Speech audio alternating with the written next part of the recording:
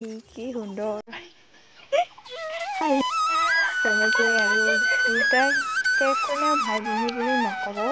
আমি গোটেই মানে ফ্ৰেণ্ডৰ দৰে থাকোঁ আৰু দেখা পায় আৰু অলপ ধেমালি কৰি আছোঁ বাৰু কথা পাতি আৰু তথাপিওতে ডাঙৰ দেখা পায় ঠিক আছে মানে